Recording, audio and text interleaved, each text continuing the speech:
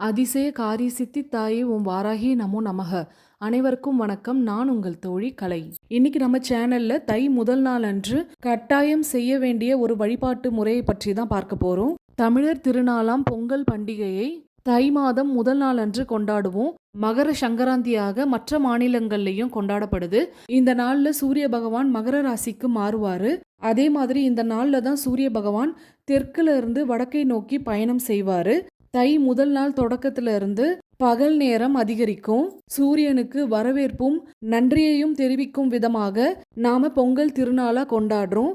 அலகாபாத்ல 12 வருடத்திற்கு ஒரு முறை நடக்கக்கூடிய கும்ப மேளாவும் இந்த மகர சங்கராந்தி நாளன்று தான் நடக்கும். தானியங்களுக்கு முக்கியத்துவம் கொடுத்து அறுவடை நாளாகவும் இந்த நாளை கொண்டாடுவாங்க. தை பிறந்தால் வழி பிறக்கும் அப்படின்ற பழமொழிக்கேற்ப தை மாத தொடக்கத்துல இருந்து நம்ம அனைவரது விருப்பங்களும் கட்டாயம் நிறைவேறும் அப்படின்ற நம்பிக்கையோட இந்த பதிவை நாம தொடங்கலாம்.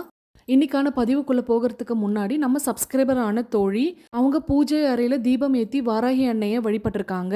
இது வரைக்கும் அவங்களுக்கு தீபச்சுடர்ல காட்சி தரல அப்படின்ற ஏக்கத்தோட அன்னைய மனமுருகி வேண்டியிருக்காங்க. என் பூஜையை நீ ஏத்துக்கிற அப்படின்னா ஏதாவது ஒரு ரூபத்துல எனக்கு காட்டி கொடுமா அப்படின்னு அழுதே கேட்டிருக்காங்க. அந்த சமயத்துல தான் இப்படி ஒரு காட்சியை அவங்க பார்த்துருக்காங்க.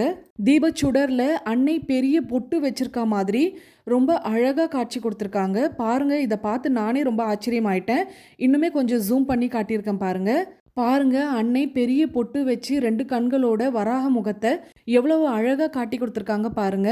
உண்மையான பக்திக்கு முக்கியத்துவம் கொடுக்கறவங்க தான் நம்ம வாராகி அன்னை. கூப்பிட்ட குரலுக்கு ஓடி வரக்கூடியவ தான் நம்ம வார்த்தாளி தேவதை. உங்க வீட்லயும் அன்னை இந்த மாதிரி அதிசயங்கள்லாம் நடத்திட்டு இருக்காங்கன்னா என் கூட தாராளமா ஷேர் பண்ணிக்கலாம். வாட்ஸ்அப் நம்பர் ஸ்கிரீன்ல தெரியுது பாருங்க, அந்த நம்பருக்கு சென்ட் பண்ணுங்க. மெயில் ஐடி டிஸ்கிரிப்ஷன் பாக்ஸ்ல இருக்கு, நீங்க மெயிலாவும் சென்ட் பண்ணலாம். இந்த தீபச்சுடர்ல தெரியறது வாராகி அன்னை தான் அப்படின்னு உங்களுக்கு தோணுச்சுன்னா ஒரு லைக் பண்ணிடுங்க. சரி, வாங்க இன்னைக்கான பதிவு என்ன அப்படின்றத பார்த்துடலாம். தை மாதம் மங்களகரமான மாதம் அப்படின்றதுனால இந்த மாதம் முழுவதுமே சிறப்பான நாட்களாக இருக்கும். இந்த மாதத்துல நாம தொட்ட காரியங்கள் அனைத்துமே வெற்றி அடையும்.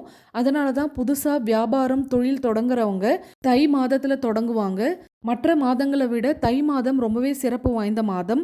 வருடம் முதல்லயே ஆரம்பிக்கிறதுனால ஒரு பாசிட்டிவ் வைப்ரேஷன்ஸோட தொடங்குவோம். இன்னைக்கு நாம பார்க்க போற பரிகாரம் இந்த நாள்ல செய்தால் மட்டும்தான் பலன் கிடைக்கும். அந்த பரிகாரம் என்ன, அந்த பரிகாரம் செய்ய என்னென்ன பொருட்கள் தேவைப்படும், எப்படி செய்யணும், எந்த நேரத்துல செய்யணும், இதெல்லாமே நம்ம இந்த பதிவுல தொடர்ச்சியா பார்க்க ஆரம்பிச்சிடலாம். என்னடா பரிகாரம் அப்படின்னு சொல்லிட்டு ஏதோ செடியை காமிச்சிட்டு இருக்காளேன்னு பார்க்காதீங்க. இப்ப நீங்க வீடியோல பார்த்துட்டு இருக்கிறது தான் சீந்தில் கொடி அப்படின்னு சொல்லுவாங்க. இந்த சீந்தில் கொடிக்கு அமிர்தவல்லி, சோமவல்லி, குண்டலி, அமிர்த கொடி, இந்த மாதிரி பல பெயர்கள் இருக்கு. ஏகப்பட்ட மருத்துவ குணம் இருக்கக்கூடிய இந்த கொடி ஆன்மீகத்திலையும் முக்கிய பங்கு வகிக்குது. சித்தர்கள் அவர்களுடைய தேவைகளை பூர்த்தி செய்து கொள்ள இந்த கொடியை அதிகமா பயன்படுத்தி இருக்காங்க. இந்த கொடி எல்லா இடங்கள்லயும் படர்ந்து வளரக்கூடியது, அழிவே இல்லாத கொடி அப்படின்னு சொல்லுவாங்க. ஏன் அப்படின்னா இந்த செடியை வேரோட புடுங்கி போட்டாலும் கொடி இலைகளுடைய ஈரத்தன்மையிலிருந்து திரும்பவும் படர்ந்து வளர ஆரம்பிக்கும். கோவை இலைகள் மாதிரியே இதய வடிவில் காட்சி தரும். ஆனா இது ரொம்ப நெருக்கமா வளரக்கூடியது. ஏதாவது ஒரு செடியோ மரத்துக்கு மேலேயும் படர்ந்து வளரும். இந்த கொடியை தெரு ஓரங்கள்ல அதிகமா பார்க்கலாம். இந்த கொடியினுடைய பழம் திராட்சை கொத்து மாதிரி கொத்து கொத்தா காய்க்கும். மகர சங்கராந்தி நாளன்று தான் இந்த கொடி முழுவதும் தெய்வீக தன்மை நிறைந்திருக்கும். மற்ற நாட்கள்ல இதனுடைய கொடியையோ இலையையோ தொடக்கூடாது. இந்த ஒரு நாள் மட்டும்தான் இந்த பரிகாரத்தை செய்ய முடியும். மற்ற நாட்கள்ல பலன் கொடுக்காது. இந்த பரிகாரம் செய்ய இந்த கொடியில இருந்து 2 இலைகள் தான் தேவைப்படும். ஆழம் விழுதுகள் எப்படி மேல இருந்து கீழே தொங்குமோ அதே மாதிரி இந்த கொடியிலையும் விழுதுகள் தொங்கும். அதை கையில பிடுங்கி எடுத்தாலே வந்துடும். எந்த ஒரு ஆயுதத்தை பயன்படுத்தியும் அதை கட் பண்ணி எடுக்கக்கூடாது. ஒரே ஒரு விழுதை மட்டும் பிச்சு எடுத்துக்கோங்க. எந்த ஒரு மூலிகை செடியுமே சாதாரணமாக போய் பறிச்சிடக்கூடாது. எல்லா மூலிகைகளையும் அஷ்டகர்மம் அப்படின்னு சொல்லக்கூடிய மாந்திரீக வேலைகளுக்கு தவறாக பயன்படுத்துவாங்க. அதனால சித்தர்கள், தேவர்கள், பல தெய்வங்களுடைய சாபமும் அந்த மூலிகை செடிக்கு இருக்கும். அதனால அந்த செடிக்கோ கொடிக்கோ ஏற்பட்டிருக்கக்கூடிய சாபம் தீர்வதற்கு ஒரு சில பரிகாரமும் மந்திரங்களை சொன்னால் மட்டும்தான் அந்த செடிக்கு சாப விமோச்சனம் கிடைக்கும். அப்பதான் நாம பறிக்கக்கூடிய செடியோ கொடியோ நாம எந்த காரணத்துக்காக பறிச்சோமோ அதுக்கான வேலையை செய்யும்.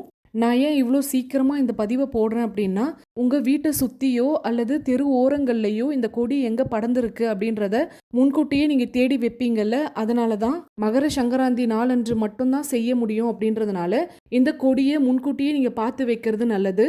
இந்த கொடியை நீங்க பார்த்து வச்சதுக்கு அப்புறம் ஜனவரி 14ஆம் தேதி போகி வருது. 15ஆம் தேதி தான் தை பிறக்குது. அதனால ஞாயிற்றுக்கிழமை காலை மாலை 2 வேளையும் இந்த கொடியினுடைய வேர்ல தண்ணி ஊத்தணும். ஒரு மஞ்சள் நிற நூலை அந்த கொடியில கட்டிட்டு வரணும்.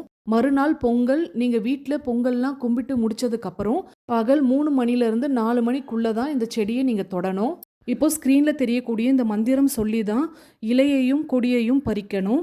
ஆனை முகனை அனுதினமும் மறவேன், அகத்தியர் சாபம் நசி நசி, 18 சித்தர் சாபம் நசி நசி, தேவர்கள் சாபம் நசி நசி, மூவர்கள் சாபம் நசி நசி, மூலிகை சாபம் முழுவதும் நசி நசி. ஒரு முறை சொன்னாலே போதும். 4:30 மணிலேருந்து 5:30 மணிக்குள்ள இந்த பரிகாரத்தை செஞ்சு முடிச்சிடணும்.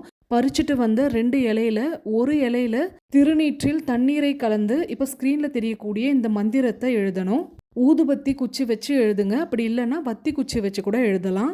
இன்னொரு இலையில குங்குமத்தை தண்ணீர்ல கலந்து உங்க வாழ்க்கையில ஏதாவது ஒரு விஷயம் உடனே நடக்கணும் அப்படின்னு எதிர்பார்த்துட்டு இருப்பீங்கல்ல, அதாவது இந்த ஒரு விஷயம் நடந்துட்டா உங்க மொத்த பிரச்சனைகளும் தீர்ந்துரும் அப்படின்னு நினைப்பீங்க பாருங்க, அதை அந்த இன்னொரு இலையில எழுதி வைங்க. இந்த மாதிரி உங்களுக்கு 2-3 விஷயம் நடக்கணும் அப்படின்னு நினைச்சீங்கன்னா அதுக்கேற்ற மாதிரி இலைகளை 2-2 பறிச்சு எடுத்துக்கணும். அதாவது ஒரு இலையில மந்திரமும் இன்னொரு இலையில உங்களுடைய கோரிக்கையும் எழுதுற மாதிரி இருக்கணும். மந்திரத்தோட ஒரே ஒரு கோரிக்கை மட்டும்தான் சேர்ந்தாப்புல இருக்கணும்.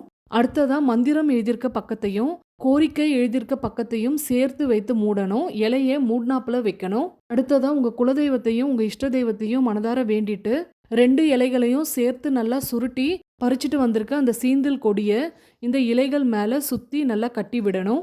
மற்ற நாட்களில் சீந்தில் கொடியை தொடக்கூடாது. அதனால தான் என்னால் செயல்முறை விளக்கம் கொடுக்க முடியல. உங்களுக்கு புரியல அப்படின்னா கமெண்ட் செக்ஷனில் கேளுங்க, நான் பதில் சொல்கிறேன். முடி போட்டு வச்சிருக்க அந்த சீந்தில் இலைகளில் மஞ்சள் குங்குமம் இட்டு உங்கள் பூஜை அறையில் வச்சு வழிபட்டுட்டு வரணும். ஆய்ந்தாலும் பரவாயில்லை, அதை தூக்கி போடக்கூடாது. உங்கள் பூஜை அறையிலே தான் வைக்கணும். உங்களுடைய கோரிக்கை நிறைவேறின பிறகு ஒரே ஒரு கற்பூரம் எரிய விட்டு இந்த 2 இலைகளையும் சேர்ந்தாப்புல எரிச்சு விடணும். எரிஞ்ச துகள்களை உங்கள் வீட்டினுடைய நிலைவாசலுக்கு வெளியே போய் ஊதி விடணும். இந்த நாள் தவிர மற்ற நாட்களில் இந்த பரிகாரத்தை செய்யக்கூடாது. அதனால மகர சங்கராந்தி நாளன்று எப்பாடு பட்டாவது இந்த பரிகாரத்தை செஞ்சு முடிச்சிடுங்க. ரொம்பவே எளிமையான ஒரு பரிகாரம் தான் இது.